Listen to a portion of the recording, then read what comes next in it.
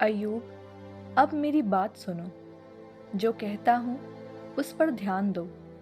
देखो, मैं अपना मुंह खोलने वाला हूँ। मेरी जीभ बोलने को बेचैन है। मैं निष्कपट हृदय से बोलूँगा। मेरे होंठ सत्य ही प्रकट करेंगे। ईश्वर के आत्मा ने मुझे गढ़ा है। सर्वशक्तिमान मुझ में प्राणवायु फूंकता है। यदि तुम उत्तर दे सको तो दे दो। अपना पक्ष मेरे सामने प्रस्तुत करो। मैं ईश्वर के सामने तुम्हारे बराबर हूँ। उसने मुझे भी मिट्टी से गढ़ा है। इसलिए तुम्हें मुझसे भयभीत नहीं होना चाहिए। मैं तुमको आतंकित नहीं करूँगा। तुमने मेरे सामने अपना पक्ष प्रस्तुत किया। मैंने तुमको यह कहते हुए सुना, मैं पवित्र हूँ, निष्पाप हूँ, मैं शुद्ध और निरपराध हूँ। फिर भी ईश्वर मुझ में दोष ढूंढता और मुझे अपना शत्रु समझता है। वह मेरे पैरों को बेड़ियां पहनाता और मेरे आचरण की कड़ी निगरानी करता है। मैं तुमसे कहता हूँ, तुम्हारी यह बात गलत है, क्योंकि ईश्वर मनुष्य से महान है। तुम उसकी शिकायत क्यों करते हो कि वह तुम्हारी किसी बात का उत्तर नहीं देता? ईश्वर निश्चय ही बारंबार बोलता है, किंतु कोई उसकी बात पर ध्यान नहीं देता। जब मनुष्य बिस्तर पर लेटे हुए गहरी नींद में सोते हैं, तो ईश्वर स्वप्न में रात के किसी दर्शन में बोलता है।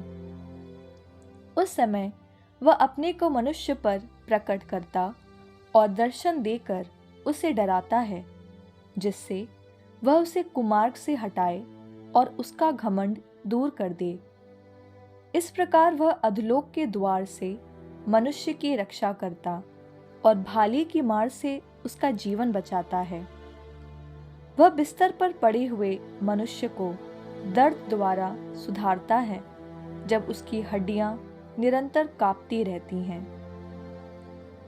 मनुष्य को भोजन से घृणा हो जाती है। उसे स्वादिष्ट व्यंजन में रुचि नहीं होती। उसका शरीर सबके देखते छींचता है। उसकी हड्डियां जो नहीं दिखाई देती थीं, अब निकल आती हैं। उसकी आत्मा अधोलोक के पास पहुंचती है और उसका जीवन मृतकों के निवास के निकट।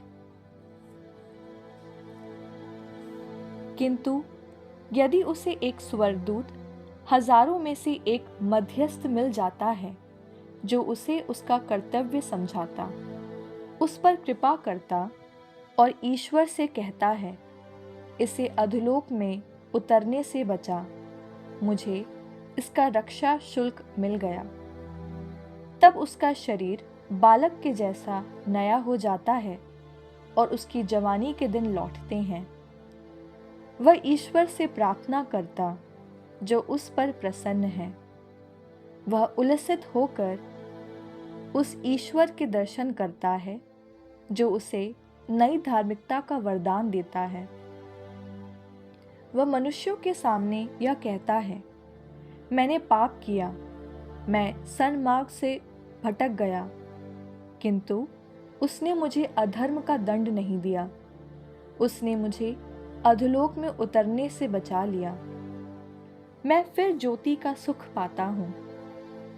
देखो, ईश्वर यह सब मनुष्य के लिए 2 बार 3 बार करता है।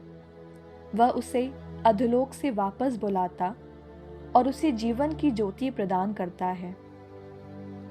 अय्यूब, तुम ध्यान से मेरी बात सुनो। तुम चुप रहो, मैं बोलूंगा। यदि तुम उत्तर दे सकते हो तो दे दो। निसंकोच उत्तर दो।